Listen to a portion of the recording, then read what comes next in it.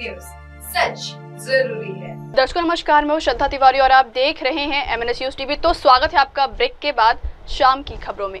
एक नजर आज की हेडलाइंस की ओर। सर्वदलीय शिष्टमंडल भारत लौट जयशंकर पीएम मोदी से मिलेगा, पाक के खिलाफ कूटनीतिक मुहिम जारी। अमेरिका में इजरायली समर्थकों को बनाया गया निशाना, कौन है कश्मीरी पंडित का मुस्लिम ने किया अंतिम संस्कार, परिवार से मिलने महबूबा मुफ्ती पहुंचे। तो खबरें विस्तार से। सर्वदलीय शिष्टमंडल भारत लौटकर जयशंकर पीएम मोदी से मिलेगा, पाक के खिलाफ कूटनीतिक मुहिम जारी। भारत के 7 सर्वदलीय प्रतिनिधिमंडल 33 देशों की राजधानियों का दौरा कर रहे हैं। अलग अलग दलों में शामिल 51 सांसदों के अलावा कई राजनयिक, पूर्व केंद्रीय मंत्री और नौकरशाह टीम इंडिया की तरह पाकिस्तानी दुष्प्रचार को धाराशायी करने में जुटे। इन शिष्टमंडलों में शामिल सभी लोग दहशतगर्दों के पनाहगाह पाकिस्तान और प्रधानमंत्री शहबाज शरीफ के नेतृत्व वाली सरकार के नीतियों को अलग अलग मंचों पर बेनकाब कर रहे हैं। सभी शिष्टमंडलों ने Algeria, Denmark, Britain, Ethiopia, France, Italy जैसे देशों में भारत का पक्ष मजबूती से रखा। वैश्विक मंचों पर पाकिस्तान प्रायोजित आतंकवाद के खिलाफ भारत की कूटनीतिक मुहिम जारी है। आज यानी मंगलवार से शिष्टमंडलों के भारत लौटने की शुरुआत होगी। वापसी के बाद विदेश मंत्री जयशंकर के अलावा सभी नेता राजनयिक पीएम मोदी से मुलाकात करेंगे। विदेश दौरे से लौटे सर्वदलीय प्रतिनिधिमंडल के नेतृत्वकर्ता भाजपा सांसद बैजयंत पांडा ने भी कहा है कि यह दौरा बहुत ही सफल रहा है। देखिए वीडियो। है वो समाप्त हो रही है और अगर इसकी पूरी समझना चाहे इसको कि कितना ये फ्रूटफुल रहा आप लोगों का ये डेलीगेशन। देखिए, 5 देशों में हमें जाने का हमारा प्रोग्राम बना और मैं ये कहूंगा कि सभी जगह हर तरह के सरकारी ब्यूरोक्रेट से, पॉलिटिशियन से, बिजनेसमैन से, मीडिया से, थिंक टैंक से, सब लोगों से जो मुलाकात हुई, सबका यही व्यू था कि they don't support any terrorism. और आप तो जानते हैं कि पूरी दुनिया जो है टेररिज्म का शिकार है इस वक्त। हमने उनको एक्सप्लेन किया कि भाई देखिए, इस तरह से पिछले काफी समय से और पूरे देश की जो हमारी सिस्टम है, उसको एकता है, जो फैब्रिक है, उसको डिस्टर्ब करने की कोशिश की जा रही है। लेकिन सभी लोगों ने पूरा सपोर्ट किया और सब सहमत हुए कि ये जो है, जो पहलगाम में था, ये एक बहुत ही डास्टरली एक्ट था and we don't support this and we stand with India on this issue. So this was very clear. बहुत सक्सेसफुल रहा विजिट और इसमें कोई दो शक नहीं। आज स्पेनिश विदेश मंत्री से मुलाकात हुई, उनसे बात हुई। He was very clear. हमारे बोलने से पहले उन्होंने बोल दिया we don't support this and we stand with you. So very clear. हमने अपना व्यू पॉइंट भी रखा। अगर भी ऐसे जो इंटरनेशनल फंड्स हैं, मॉनेटरी फंड है, जैसे IMF है, ये जो है टेररिस्ट स्टेट्स को जो फाइनेंस प्रोवाइड करते हैं, तो उसका डेवलपमेंट की बजाय उसका यूज जो है वो टेररिस्ट एक्टिविटीज के लिए होता है, टेररिस्ट इंफ्रास्ट्रक्चर के लिए होता है, तो उसके ऊपर में लगाम लगनी चाहिए। आप क्योंकि ये सब लोग या तो यूरोपियन यूनियन के, ये तो सभी यूरोपियन यूनियन के मेंबर हैं, या तो इनमें से कुछ मेंबर जो है UNSC के आज मेंबर हैं, या कुछ कल होने वाले हैं। तो सबको एक्सप्लेन किया कि भाई ये जो इस इश्यू के ऊपर में पूरी दुनिया को एकजुट होके और इसके खिलाफ लड़ाई लड़नी चाहिए। सर, कुछ ऐसा संदेश या कुछ ऐसा सुझाव दिया गया आपके इस तमाम जो लॉ मेकर्स हैं 5 देशों के, उनसे मीटिंग हुई, आप लोगों से कोई सुझाव दिया गया या कुछ अलग उनकी कुछ क्वेश्चंस थे, कुछ क्वेरीज थे?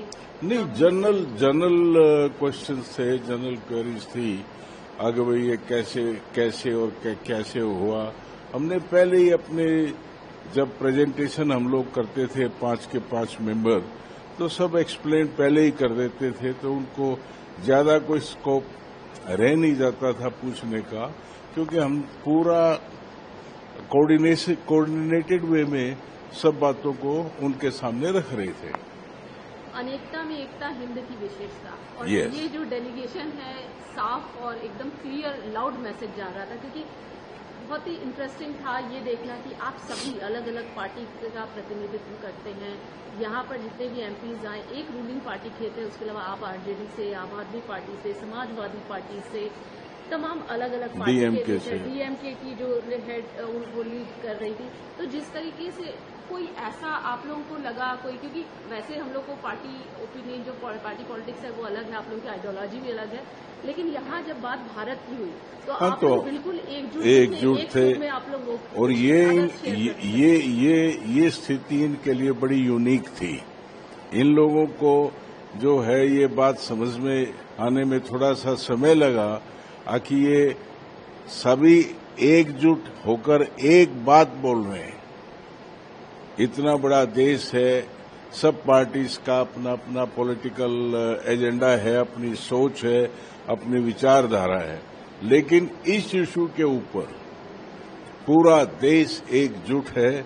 और ये जो टेररिस्ट जो एक्टिविटी जो चल रही है, जैसे कि हमारी सरकार ने भी, प्रधानमंत्री जी ने भी कहा कि इनफ इज इनफ, अब और आगे अगर ऐसा कुछ होता है तो उसको हम टॉलरेट नहीं करेंगे। तो ये मैसेज सब इनको दिया गया एंड दे अंडरस्टैंड नाउ।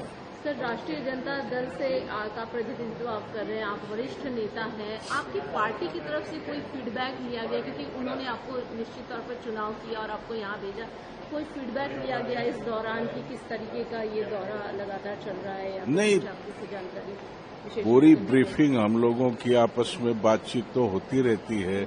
आने से पहले भी ब्रीफिंग हुई और बीच में भी बात होती रही नेताओं से और विशेषकर तेजस्वी जी से। तो बिल्कुल जो लाइन हमने ली है वो सब एक मैसेज देना था ये दुनिया को कि ऐसी स्थिति में हम लोग एक हैं। एक अंतिम सवाल आपसे लेना चाहूंगी सर, क्योंकि एक विशेष उद्देश्य के साथ आए हैं कि पूरे विश्व से आतंकवाद को उखाड़ फेंकना है और पाकिस्तान का जो दोहरा चरित्र है वो पूरे विश्व के सामने रखना है। तो कहीं आप लोग क्या लगा, ये उद्देश्य की पूर्ति हुई इस पूरे दौरे से? बिल्कुल, बहुत फर्क पड़ा है। देखिए, ये लोग सब जानते तो थे ही, क्योंकि आज यूरोप की ज्यादातर कंट्रीज में जो टेररिस्ट अटैक हुए उसमें सब पाकिस्तान का लिंक मिला था। आपको ध्यान होगा, बेल्जियम में हुआ या मैड्रिड में हुआ या लंदन में हुआ, तो ये सब इनके जो तार है वो आखिर तो पाकिस्तान में मिलते हैं।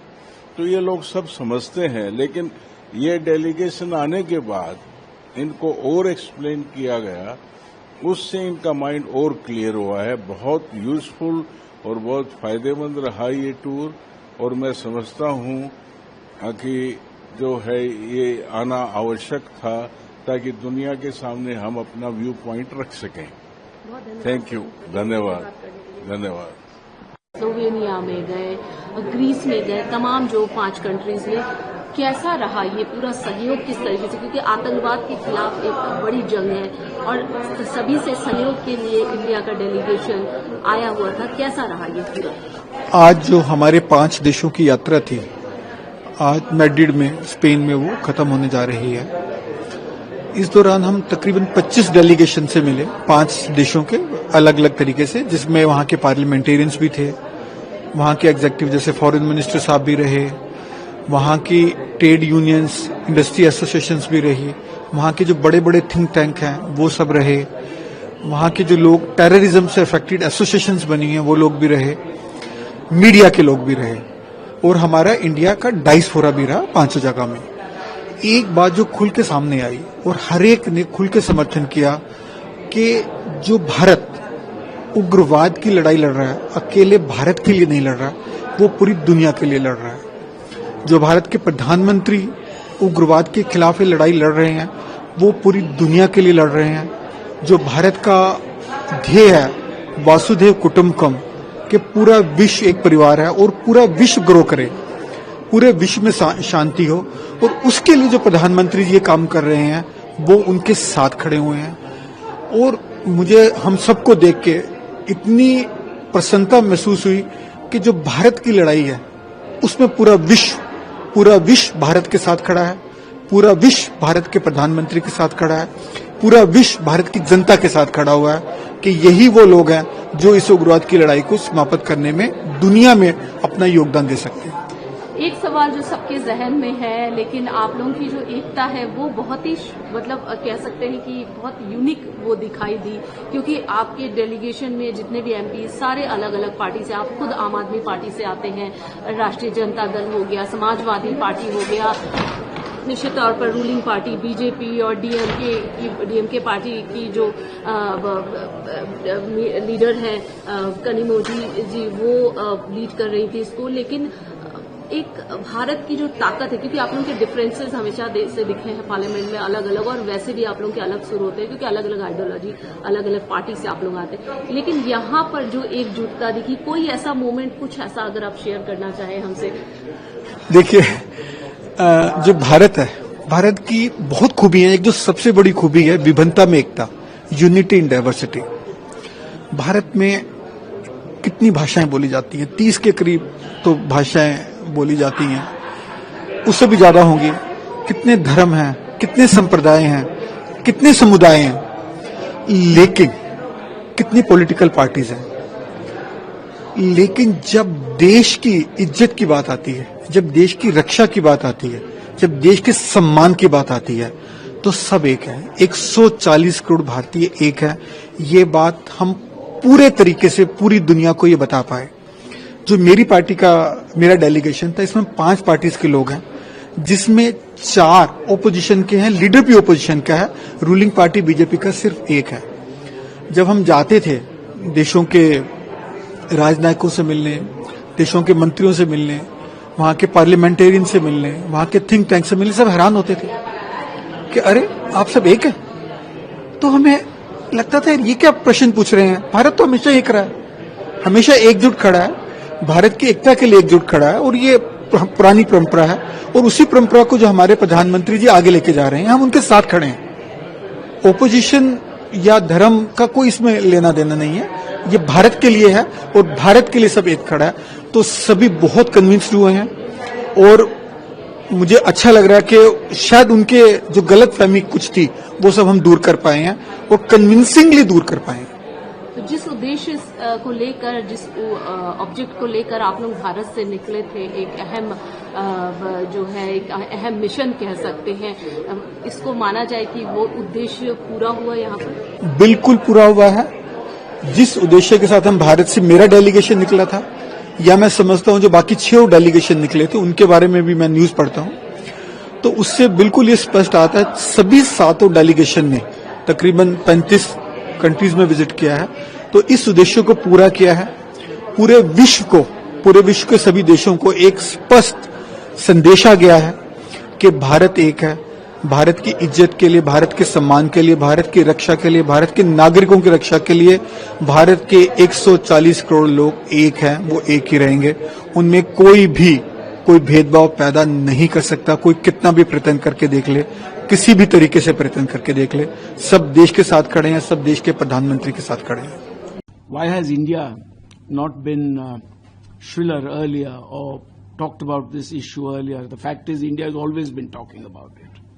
But the fact is that until recently, India stood alone in terms of being seen as a victim of global terrorism or cross-border terrorism. So for a very long time, the world assumed that any kind of terrorist act in South Asia was a matter between India and Pakistan. It had to do with territory, it had to do with other political, geopolitical and strategic issues, which was quite a big misunderstanding of the whole issue.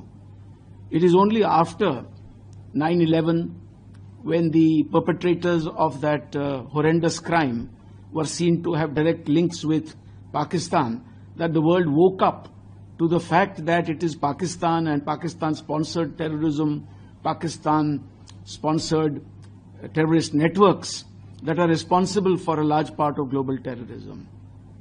So India has always been speaking about it, and India has also been acting in this regard, and I'll give you two examples.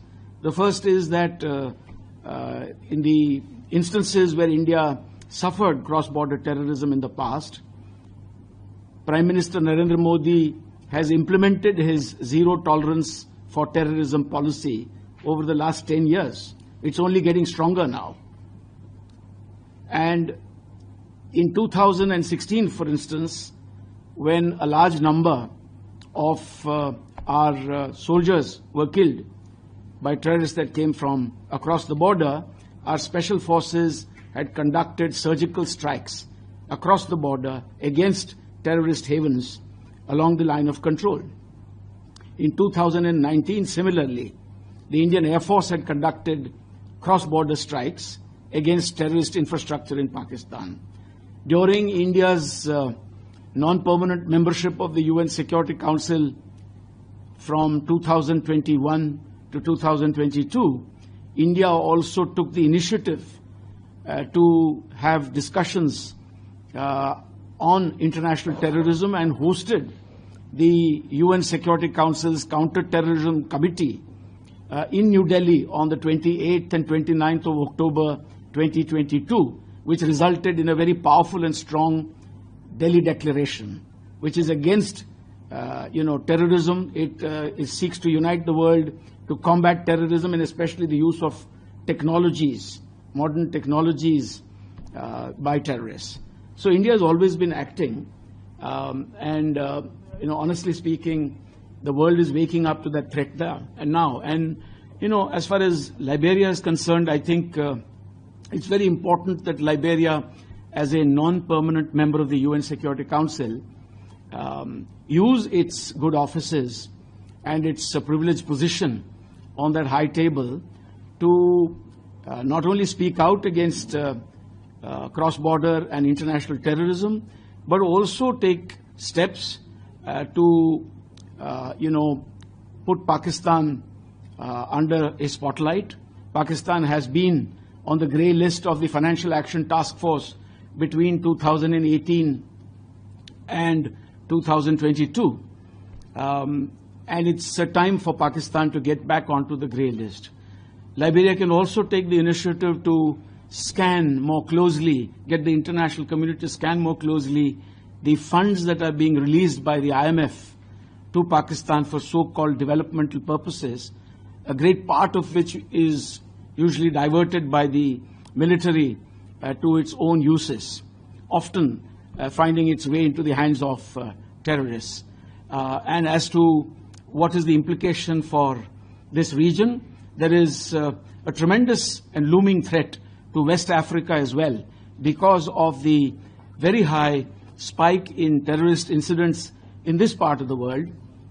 Earlier today, I referred to a UN Security Council report which was tabled on the 21st of January 2025. You might like to take the number down. It's Security Council document SC/15971, dated 21 January 2025. This entire document is devoted to the phenomenal rise of terrorism across Africa, with places like Burkina Faso having seen a 68% spike in the last 2 years in terrorist incidents. Almost 58 to 59% of all global terrorist incidents are taking place in Africa. And it's no longer confined to Boko Haram in Nigeria or Al-Shabaab in Tanzania, Somalia and Kenya, or groups like the Ahl Sunnah wal Jummah in Mozambique. We are now seeing terrorism shift its resources onto West Africa, and not just Burkina Faso. So it's a question of being alert to this potential threat and to act against it before it knocks on your own doors. Thank you. All-party delegation of members of parliament. And I just want to add that terrorism is indeed a global threat today. And India has long suffered cross-border terrorism. And for a very long time, it was understood that terrorism in South Asia was essentially a problem between India and Pakistan. But post the 11th of September 2001 in the United States, it has become very clear to the rest of the world that all the terrorist attacks that have taken place since then have some kind of a linkage with Pakistan. Pakistan harbors a very large number of terrorist organizations, nurtures them. The Pakistan army supports them, provides them cover and resources, and facilitates their infiltration into India to wreak carnage and mayhem in the Indian state of Jammu and Kashmir. The short point I wish to make today is that global terrorism has direct links with Pakistan, and West Africa, in fact the whole continent of Africa, is not immune to this threat. If you read some of the most recent reports of the United Nations Security Council, in fact one issued on the 21st of January this year, the number of the document is SC/15971.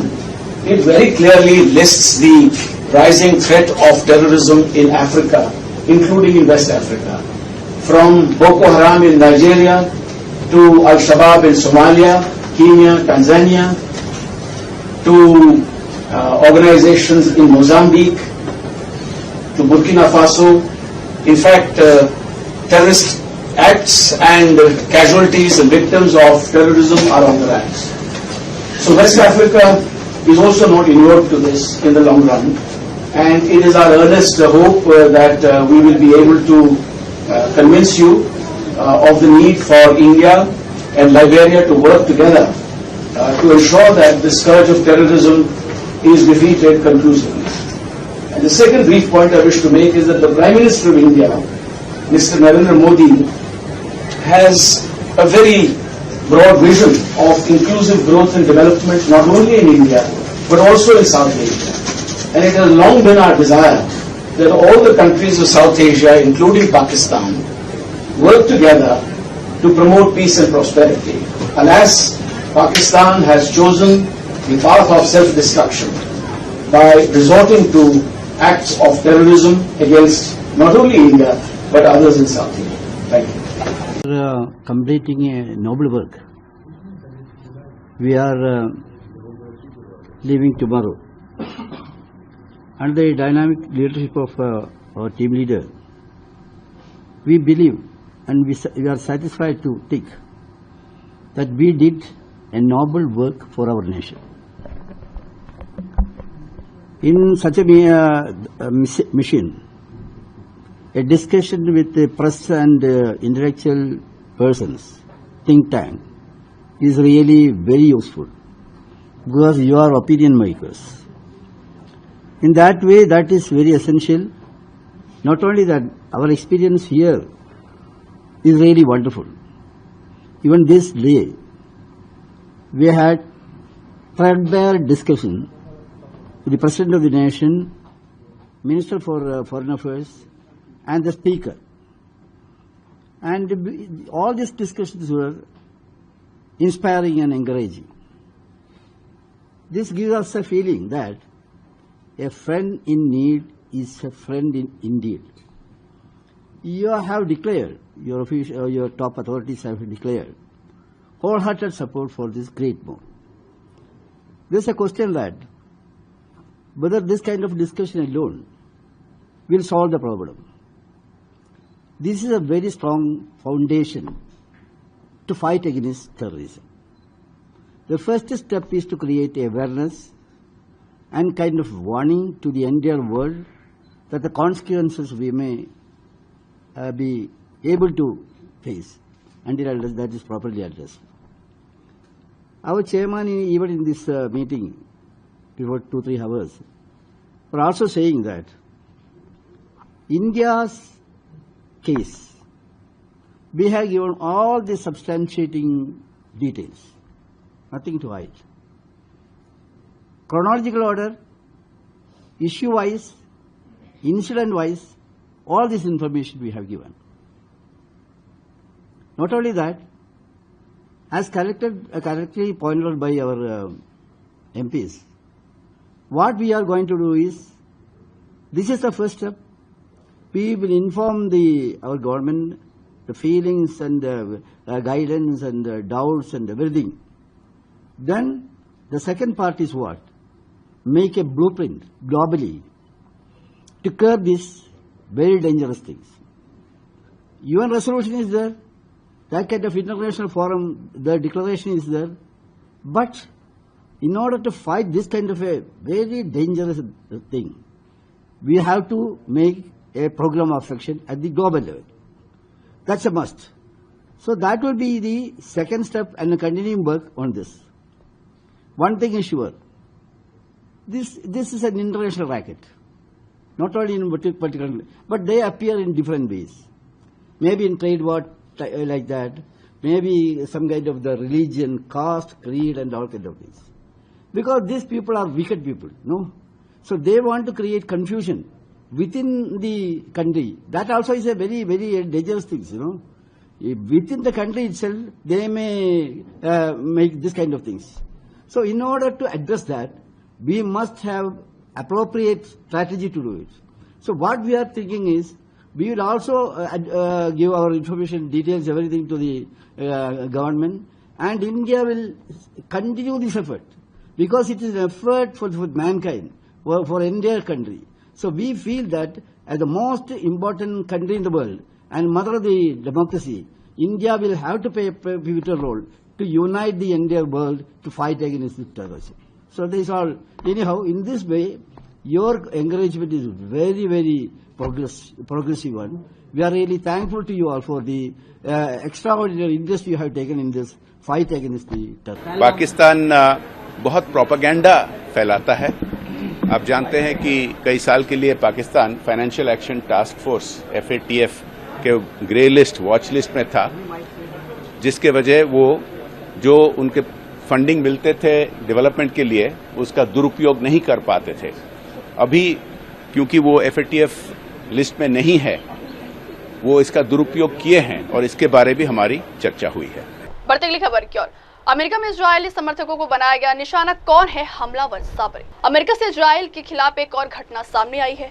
Colorado के boulder शहर में Israeli बंधकों की रिहाई की मांग को हो रहे रन फॉर देयर लाइव्स नामक प्रदर्शन में एक शख्स ने हमला कर दिया। एक आउटडोर मॉल में हो रहे इस प्रदर्शन में कम से कम 6 लोगों के घायल हुए हैं। वहीं पुलिस ने बाद में एक संदिग्ध को गिरफ्तार किया। इस घटना को FBI ने लक्षित आतंकवादी हमला बताया है। FBI के विशेष एजेंट मार्क मिचले के मुताबिक संदिग्ध की पहचान 45 साल के मोहम्मद सबरी सोलिमन के रूप में हुई है, जिसने फिलिस्तीन को आजाद करो चिल्लाया और हमले में एक अस्थायी फ्लेम थ्रोवर का इस्तेमाल किया। हमले के बाद की गई कार्रवाई में सबरी भी घायल हुआ है और उसको इलाज के लिए अस्पताल ले जाया गया है। उसको कितनी चोटें आई हैं, इस बारे में अधिकारियों ने जानकारी साझा नहीं की। Right there, he's throwing Molotov cocktails right there.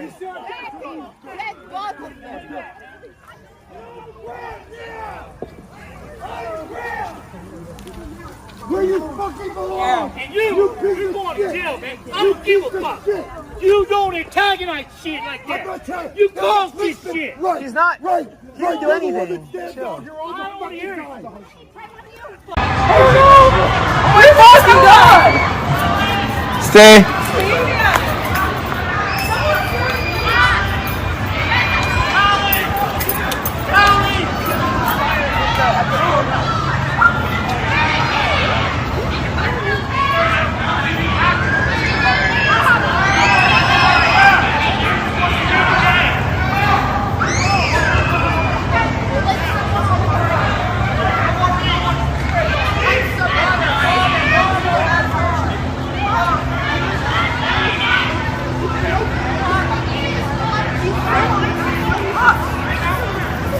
बढ़ते अगली खबर क्या।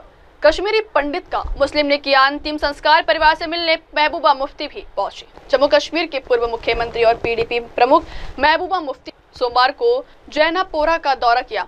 इस दौरान उन्होंने सामाजिक कार्यकर्ता माखन लाल रैना जी के परिवार से मुलाकात कर श्रद्धांजलि अर्पित की और परिवार के प्रति संवेदना जताई। हाल ही में माखन लाल रैना जी गंभीर बीमारी के कारण निधन हो गया। रैना जी सार्वजनिक सेवा के लिए समर्पित रहते थे। मुलाकात के दौरान मुफ्ती के साथ पूर्व विधायक एजाज अहमद मीर, डीडीसी सदस्य राजा वहीद के साथ और भी कई कार्यकर्ता मौजूद थे। दरअसल शोपिया के जैनापुरा में कश्मीरी पंडित और सामाजिक कार्यकर्ता माखन लाल रैना जी का जब निधन हुआ था तो उनका संस्कार उनके मुस्लिम पड़ोसियों ने किया। इस घटना ने सांप्रदायिक सौहार्द का एक मार्मिक उदाहरण पेश किया। आज जैनापुरा में एक अहम वाकया पेश आया, जहां मशहूर कश्मीरी पंडित मक्खनलाल पंडित का इंतकाल हो गया। मक्खनलाल पंडित जैनापुरा शोपियान के रहने वाले थे और उन्होंने कभी भी अपने घर और अपने लोगों को नहीं छोड़ा। खासतौर पर 1990 के मुश्किल दौर में भी अपना कश्मीर नहीं छोड़ा। वो यहीं रहे, मुसलमानों के बीच, अपनों के बीच। मक्खनलाल पंडित अपने इलाके में इंसानियत और भाईचारे की मिसाल के तौर पर जाने जाते थे। आज उनके इंतकाल पर जैनापुरा की गलियों में गम की लहर छाई हुई है। गांव के लोग, चाहे वो हिंदू हो या मुसलमान, सब उनके लिए दुआएं कर रहे हैं। आज जैनापुरा में हर एक की आंखें नम है। उनकी वफात के बाद जिस तरह मुसलमान भाइयों ने उनका अंतिम संस्कार किया, वो एक मिसाल है, इंसानियत और भाईचारे की मिसाल। किसी ने कंधा दिया, किसी ने दुआ की और सब ने मिलकर मक्खनलाल को आखिरी रुखसत दी। ये दिखाता है कि इंसानियत जिंदा है, कश्मीरियत जिंदा है। मक्खनलाल जी रैना जो कि हमारे गांव के रहने वाले थे, हर दिल अजीज से जब से वो सरकारी मुलाजमत से सुबकदोश हुई तब से आज तक अपने आप को समाजी बहबूदी कामों के लिए वाक़िफ़ किया है। आपको ये देखने को मिलता है कि यहाँ पर हिंदू मुस्लिम भाईचारा जो आज से पहले भी कायम था, आज भी कायम है और आइंदा भी कायम रहेगा।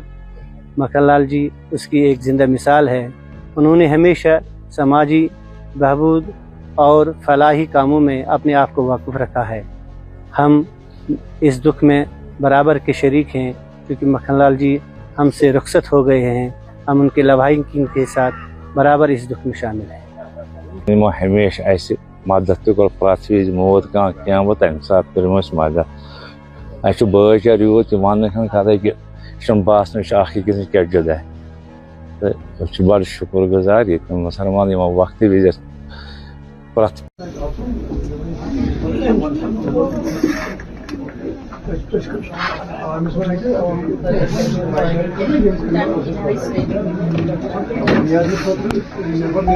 बढ़ते अगली खबर की ओर। भारत अमेरिका ट्रेड डील बहुत जल्द होने की उम्मीद है, हावर्ड लुटनिक। वाणिज्य सचिव हावर्ड लुटनिक ने कहा है कि राष्ट्रपति डोनाल्ड ट्रंप हमारे प्रशासन में एकमात्र ऐसे व्यक्ति हैं जिन्हें पूरे अमेरिका द्वारा चुना गया है और भारत में पीएम मोदी भी ऐसा ही करते हैं। यदि आप दुनिया के बारे में सोचें तो ऐसे कितने अन्य नेता हैं जिन्हें वास्तव में उनके देश द्वारा चुना गया। यह बहुत ही दुर्लभ है, इसीलिए यह संबंध बहुत ही अनूठा है। क्योंकि यह दुर्लभ है इसलिए उनका संबंध बहुत मजबूत और बहुत ही सकारात्मक है। इससे मुझे व्यापार वार्ता के लिए एक आसान रास्ता मिलता है क्योंकि हम बहुत ही सकारात्मक स्थान से शुरुआत करते हैं। वाशिंगटन डीसी में यूएस भारत रणनीतिक साझेदारी फोरम में यूएस वाणिज्य सचिव हावर्ड लुटनिक ने कहा। अमेरिकी वाणिज्य सचिव हावर्ड लुटनिक कहते हैं कि पहले के देशों को बेहतर डील मिलती थी, यही तरीका है। मुझे लगता है कि भारत पहले वाले देशों में से एक बनने की पूरी कोशिश कर रहा है, जिसकी मैं सराहना करता हूं। Earlier countries get a better deal. That's the way it is. So those who come in, July 4th to July 9th, there's just going to be a pile. Right? But those who are earlier, and I think India is trying hard to be one of the earlier countries, which I appreciate. But these kind of deals used to take 2 or 3 years, and we're trying to get them done in a month, which is, just not the ordinary DNA of trading relationships between countries. But what I hope to achieve is we would like market access. We would like our businesses to have reasonable access to the markets of India. Now, it's not going to be everything and it's not going to be everywhere, but we want to have the trade deficit reduced. Now, in exchange for that, what India is going to want is they're going to want certain key markets that they're going to want to make sure that they have special access to the American marketplace. And so that's the trade-off. If I say, look, I'll treat you incredibly kindly on the things that are really important to you, and you bring down your tariffs and give us market access, and let's find the proper place in the middle. And I think if you have the right person on the other side, and what happens is if they put a normal trade minister, it's an endless set of talking and no outcome, because they're used to saying this kind of deal will take 3 years, we'll get this done in 2 years. And that's not really fun for me. So the idea is when they put the right person, and India put the right person on the other side of the table, and we've managed, I think, to be in a very, very good place, and you should expect a deal between the United States and India in the not too distant future, because I think we found a place that really works for both countries.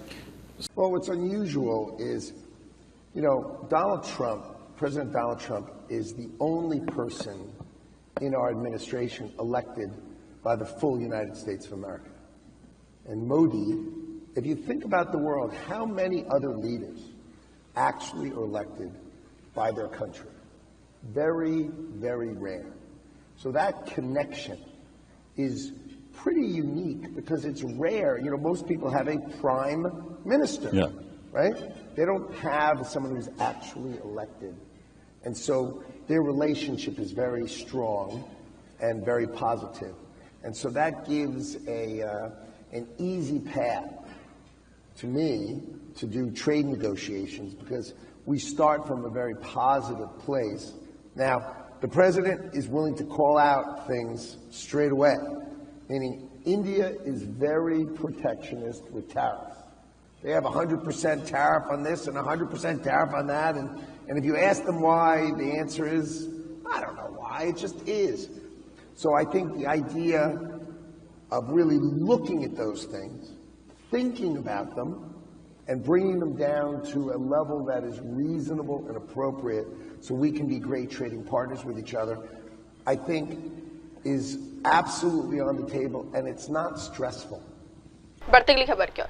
Vietnam से भारत लौटे भगवान बुद्ध के अवशेष आज दिल्ली में कर सकेंगे दर्शन। भगवान बुद्ध के पवित्र अवशेष वियतनाम में 1 महीने तक चलने वाले प्रदर्शनी दौरे के बाद भारत लौट आए। मूल रूप से 21 मई को खत्म होने वाला यह प्रदर्शनी आध्यात्मिक रूप से उत्साहित माहौल और बढ़ती सार्वजनिक श्रद्धा के कारण वियतनाम सरकार के विशेष अनुरोध पर 2 जून तक बढ़ा दिया गया था। संस्कृति मंत्रालय ने बताया है कि इस दौरे के दौरान पवित्र अवशेषों ने 9 शहरों का दौरा किया, जिसमें 15 मिलियन से अधिक भक्त बुद्ध का आशीर्वाद लेने के लिए इकट्ठा हुए।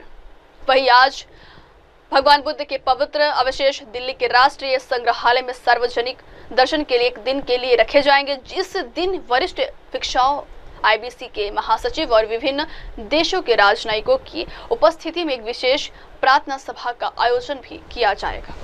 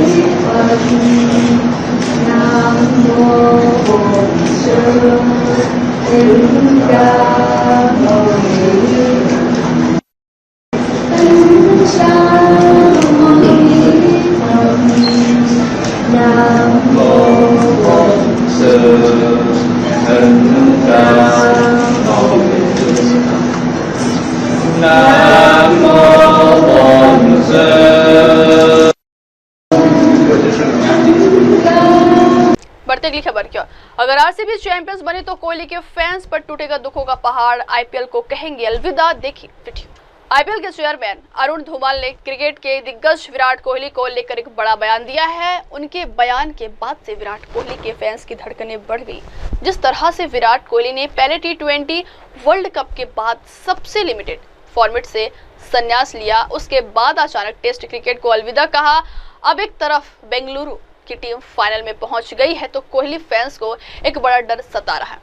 सोशल मीडिया पर यह चर्चा चल रही है कि विराट कोहली आईपीएल की पहली ट्रॉफी जीतने के बाद फ्रेंचाइजी क्रिकेट से भी संन्यास ले लेंगे। हालांकि आधिकारिक तौर पर कोई बयान सामने नहीं आया है। वहीं इस चर्चा को आईपीएल के चेयरमैन ने और हवा दे दी।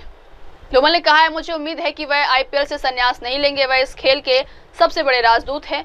क्रिकेट के प्रति उनकी प्रतिबद्धता वैसी ही है जैसी रोजर फेडरर या नोवाक जोकोविच की टेनिस के प्रति है। इसीलिए मैं चाहता हूं कि वह इसे जारी रखे। If RCB wins it, and how do you see his contribution towards the IPL, given the kind of like the aura he has or the crowd puller he is? See, neither do I think that, nor do I hope that. Virat is the greatest ambassador for the sport as on date, and the kind of commitment that he's shown over the last 18 editions. I would say Virat is to cricket what say Djokovic or Roger Federer is for tennis. So I would want him to continue playing for IPL, and I would rather want him to reconsider his decision of retirement from Test cricket.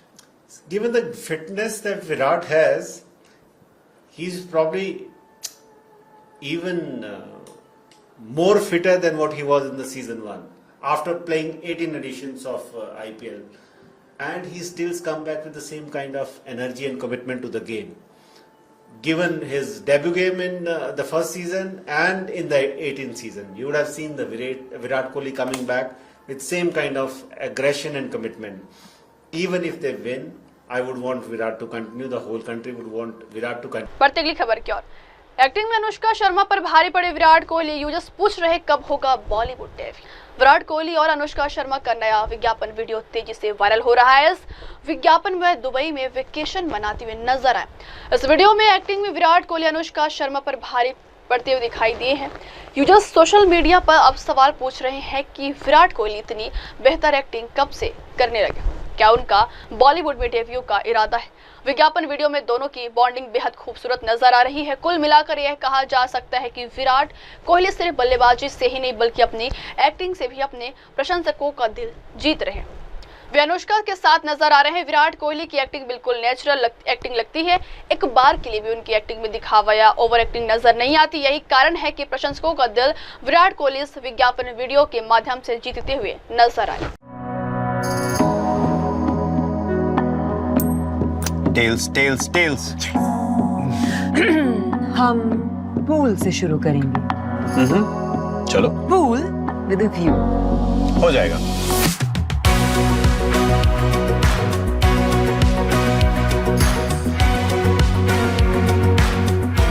C'est trop beau. Oui. Huh? She said my view is beautiful. So is mine. Hi, I'm Throw Bo. Hi, I'm hungry. Let's go. Yeah. I will have Behlengo, apple tata, and jasmine tea, please. Thank you. How did you know that?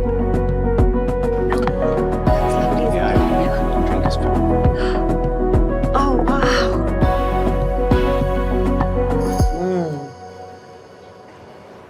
wow. Walk on the beach? Walk?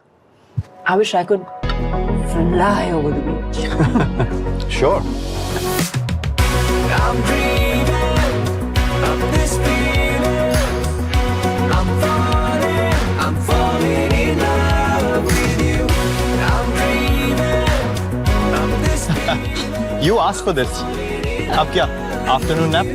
Yup. Let's go. Oh wait. मुझे कुछ हो रहा है. मुझे भी. I think I'm falling in love with you. I think I'm falling in love. Land done, water done, air done. Fire?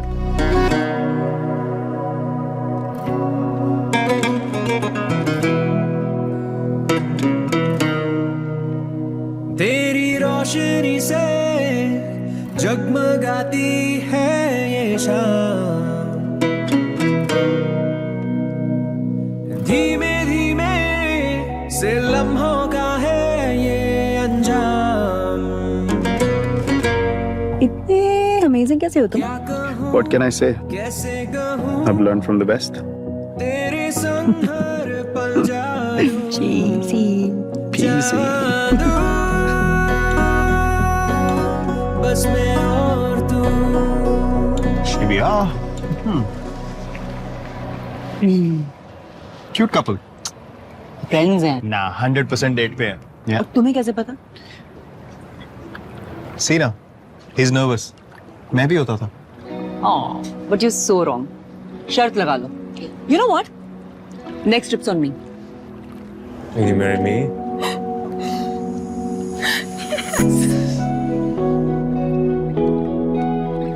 Yes! Yes! Oh, yes! Congratulations. Congrats, bro. See, I told you. तो बोलिए, आपका holiday कहाँ? Obviously. I'm dreaming of this feeling. I'm falling in love with you. Dubai. Ready for a surprise? बढ़ते अगली खबर क्यों? सोनाक्षी सिन्हा ने पति और दोस्तों संग सेलिब्रेट किया बर्थडे वीडियो शेयर कर दिखाई खूबसूरत सी झलक. बॉलीवुड एक्ट्रेस सोनाक्षी सिन्हा अक्सर किसी ना किसी वजह से सुर्खियों में छाई रहती है. वही आज यानी 2 जून को अपना 38वां जन्मदिन मनाई है. इस खास मौके को उनके पति जहीर इकबाल और करीबी दोस्तों ने खास बना दिया. अभिनेत्री ने अपने बर्थडे सेलिब्रेशन की एक झलक अपने सोशल मीडिया पर शेयर की है, जिसमें उनका मस्ती भरा अंदाज देखने को मिला.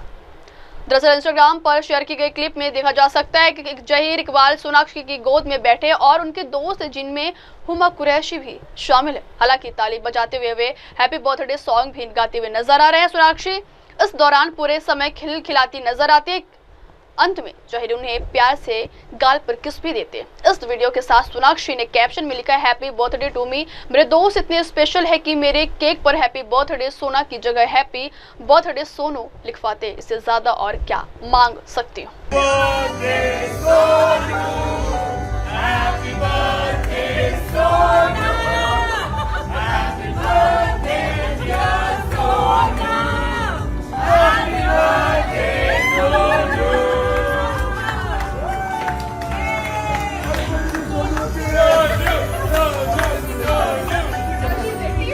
बढ़ते अगली खबर क्यों? कर्नाटक में बेकरी के भीतर तलवारों से हमला, सरेआम युवक की बेरहमी से हत्या. कर्नाटक के कोप्पल जिले में एक बेकरी के अंदर घुसकर 7 लोगों ने मिलकर एक युवक पर तलवारों से ताबड़तोड़ हमला कर दिया. पूरी घटना इतनी तेजी से हुई कि लोग कुछ समझ पाते उससे पहले युवक की जान चली गई। बताया जा रहा है कि हमला संपत्ति विवाद को लेकर किया गया, हत्या की है। सनसनीखेज वारदात सीसीटीवी कैमरे में कैद हो गई है, जिसमें हमलावरों को बेकरी में तलवारें लहराते हुए युवक पर वार करते देखा जा सकता है। पुलिस ने 7 आरोपियों को गिरफ्तार कर लिया है और बाकी की तलाश जारी है। मृतक युवक जान बचाने के लिए बेकरी में भाग गया था, लेकिन हमलावरों ने पीछा करते हुए भीतर घुसकर उस पर हमला किया। एक आरोपी ने उसके सिर पर लकड़ी का लट्ठा भी मारा। युवक पर लगातार तलवार से वार किए गए, जिससे उसके शरीर पर कई गहरे घाव बने। घटना को अंजाम देने के बाद सभी आरोपी मौके से फरार हो गए। बढ़ती अगली खबर की ओर। यूक्रेनी हमले के बाद पुतिन का वीडियो वायरल। सूर्य के तापमान तक पहुंचने वाले वॉरहेड से करेंगे अटैक, सब हो जाएगा राख। यूक्रेन के ड्रोन हमले के बाद रूस के राष्ट्रपति पुतिन का यह वीडियो वायरल हो रहा है, जिसमें उन्होंने रूस पर खतरनाक जवाबी हमले की चेतावनी दी है। वीडियो में पुतिन ने कहा है कि हम यूक्रेन पर ऐसे वॉरहेड से जवाबी हमला करेंगे जो जिनकी गर्मी सूर्य के तापमान तक पहुंच जाती है। पुतिन ने कहा है कि हमारे ओरोशनिक वॉरहेड से सूर्य के तापमान तक पहुंचते हैं, यह बेहद विनाशकारी होते हैं।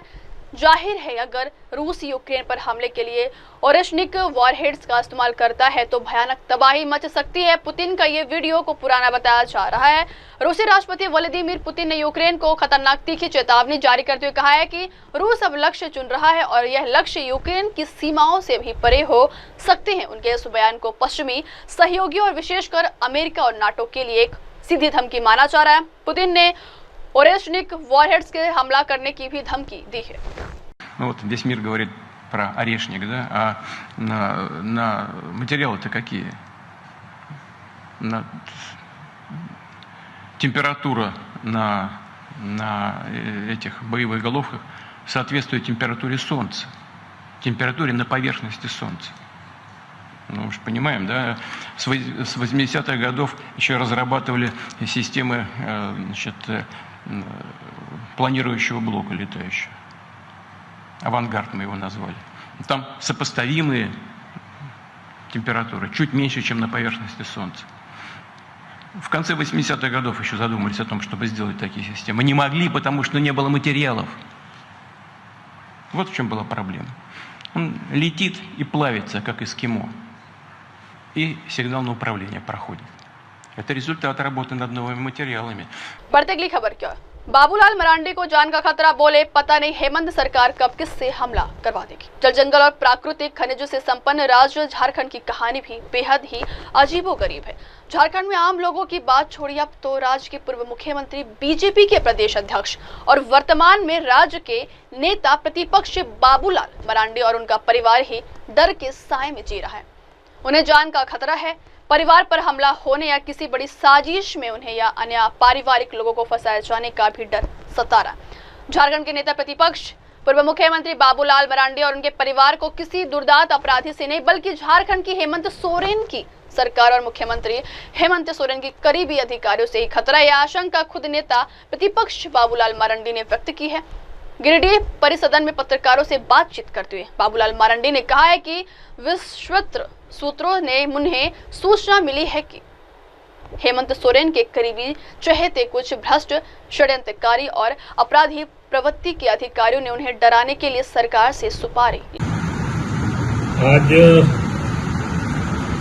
यहाँ पर कोई प्रतिपक्ष के नेता और भारतीय जनता पार्टी के अध्यक्ष के रूप में ही नहीं, बल्कि इस झारखंड प्रदेश जनता की एक आवाज के रूप में हम खड़े हैं और लगातार हम सरकार के अंदर में जो भ्रष्टाचार है और लूट है, उसके विरोध में हम लगातार आवाज उठाते रहे।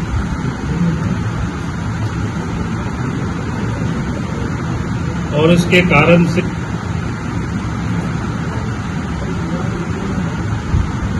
कुछ विश्वास सूत्रों से जो हमें जानकारी मिली, राज्य के मुख्यमंत्री और उनके कुछ चाहते अफसर लोगों ने मिल करके डराने की, धमकाने की एक प्रकार से सुपारी लोगों ने ले रखा है।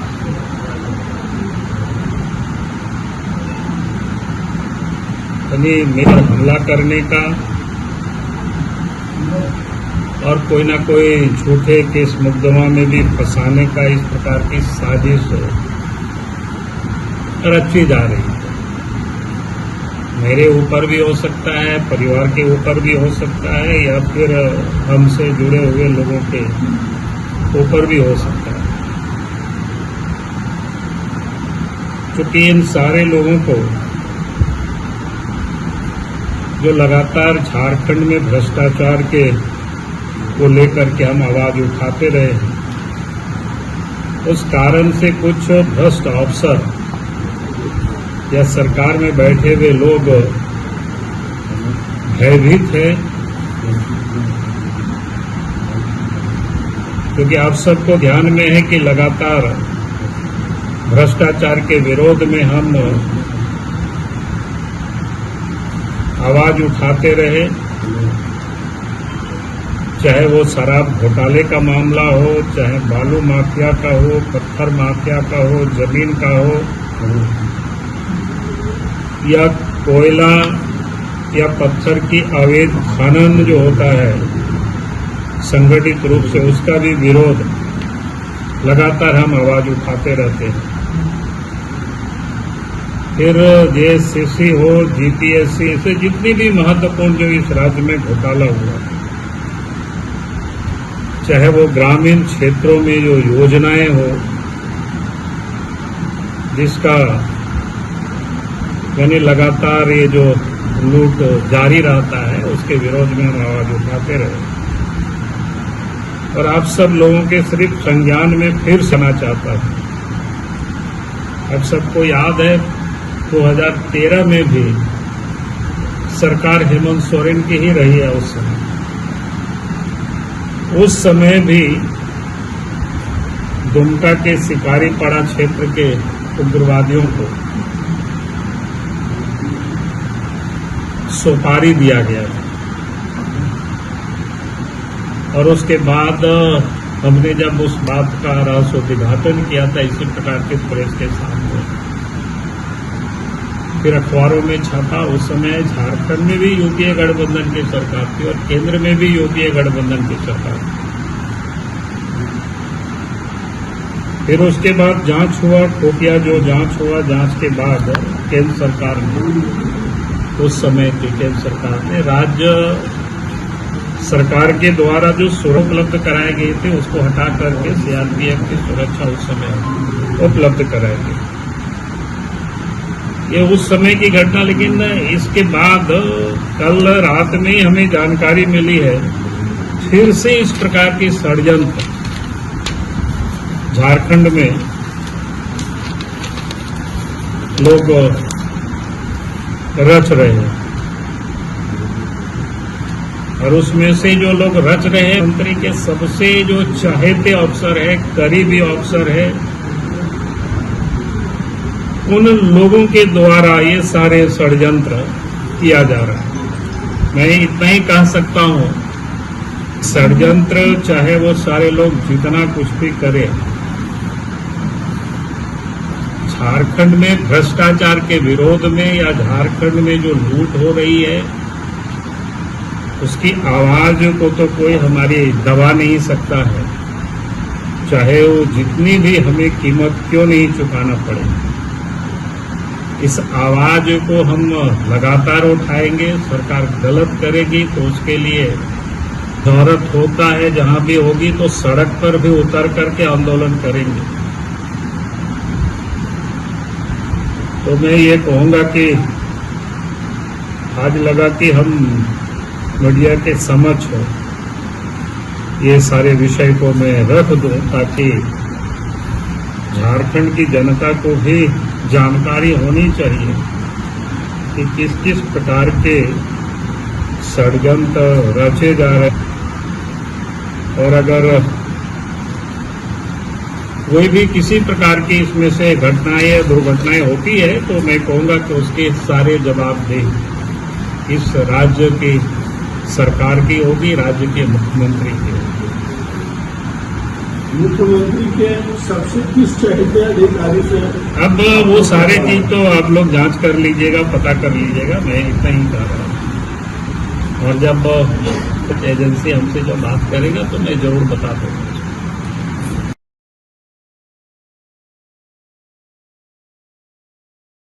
अब वक्त हो चलो दर्शकों ब्रेक के बाद की खबरें मेरे सहयोगी शिवा के साथ। तब तक के लिए देखते रहिए देश और दुनिया की तमाम बड़ी खबरें। धन्यवाद। MNS न्यूज़ला पुढील वाटचाली स्कूप आप देख रहे हैं MNS न्यूज़, सच जरूर।